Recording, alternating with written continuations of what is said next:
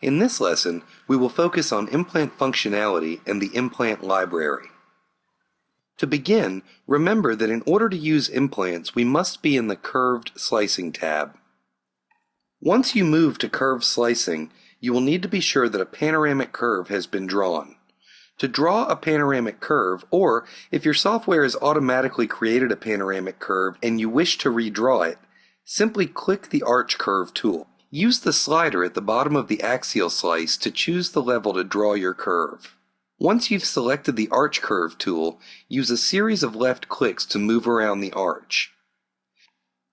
Double-click when finished. Once your curve is drawn, your panoramic and transaxial views will appear on the right. Keep in mind that the transaxial view is a cross-sectional slice along the long axis of the blue line in the panoramic image. To evaluate a site for a potential osteotomy, use the large blue ball to move to your region of interest.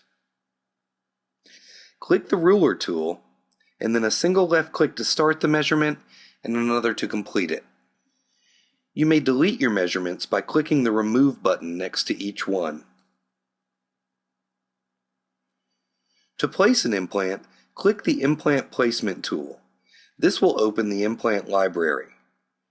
If this is the first time you've used this feature, or if you've just installed the software, your implant library will be empty. To download implants, click Manage Library.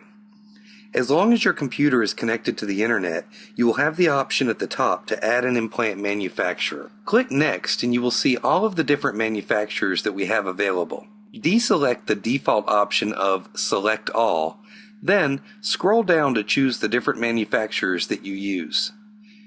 In this case, we'll select the Straumann library.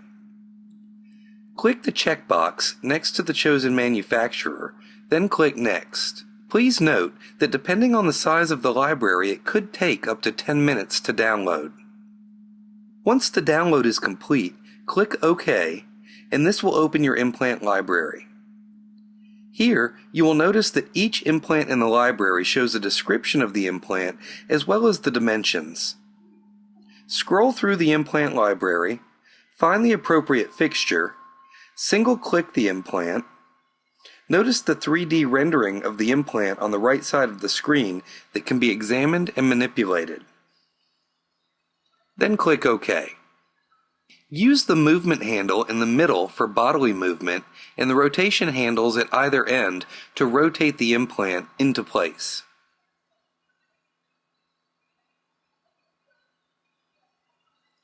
Remember that the yellow cone off of the occlusal of the implant is the restorative projection. Once we've placed the implant, you'll notice that it appears in all of our other views as well. Click the Minimize button to come back out of full screen view, and then we can examine the implant placement within the different views. Click Maximize to go full screen on the axial view, then use the yellow movement handle to move up or down. This will allow you to check buccolingual placement. Maximize the 3D view for 3D presentation. Once we've placed our implant, we can now work with the implant toolbar on the left side of the screen. The eyeball tool shows or hides the implant that we've placed. Click once to hide the implant, click again to show the implant. The color tool allows you to change the color of the implant. The information tool shows a description of all details related to the implant.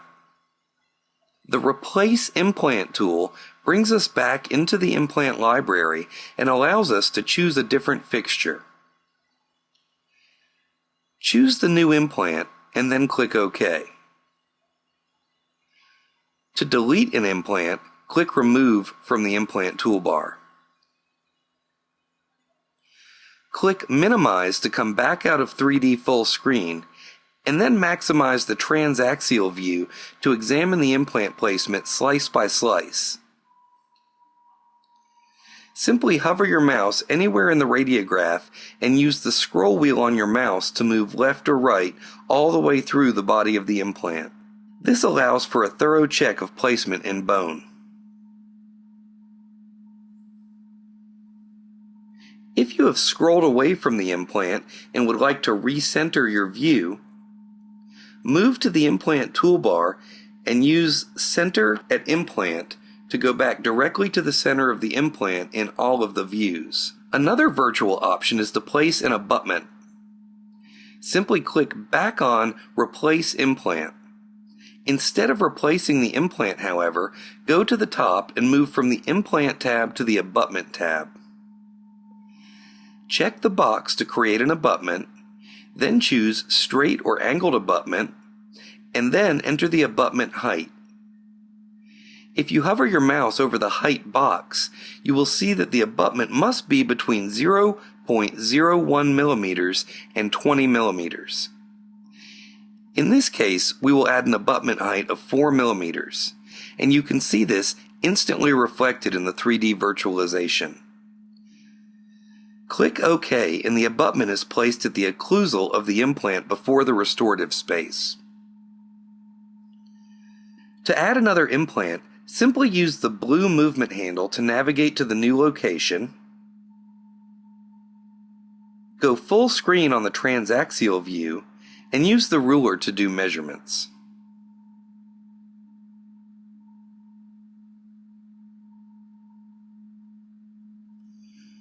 Once again, this site has plenty of bone height but is lacking in width. You may remove your measurements with the Remove button next to each one. Click the Implant Placement tool to return to the implant library and select a new fixture. In this case, we'll try to use the same implant as before. Select the implant, then click OK. Move and rotate the implant into place. To add an abutment, click the Replace Implant tool, go to the Abutment tab, create abutment, choose Straight or Angled, then choose the abutment height. To remove any implant from a plan, just click the Remove button next to any fixture.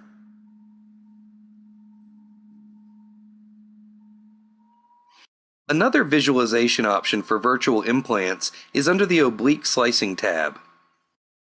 Click Oblique Slicing, then zoom in by clicking our mouse tools and changing the mouse wheel option from slide to zoom. Move your mouse to the radiograph and scroll your mouse wheel to zoom in. Then change your mouse wheel settings back to slide.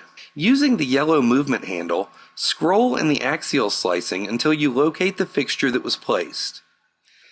Then use the other movement handles to basically line up your crosshairs directly down the center of that fixture. Once you've done this, you can left-click and hold the smaller of the balls on any of the movement handles to rotate 360 degrees around the center of the implant to verify proper placement in bone. You may do this from any perspective by using the different movement handles. This is just like being able to physically walk all the way around the implant to inspect it. To return to implant functionality, we must go back to curved slicing. To access the implant library at any time, just click the Implant Placement tool. Although we downloaded the entire Straumann implant library, there's a very good chance that for whatever manufacturer that you use, you only use a handful of their different implants. If so, you can add those implants to your favorites. Simply click the star next to each fixture that you use regularly. You may then move up to Filter and sort your implant library by favorites. This gives you a short list of all of the implants that you use regularly without having to sort through a full library. Although our implant library is quite extensive, there may be an occasion where you would like to create your own implant. To do this, just click the Create Your Own Implant tool, then fill in all of the different fields. Fields marked in red are mandatory. Choose the body style, the head type, the color, and then click OK. You will then see the implant has been added to the implant library.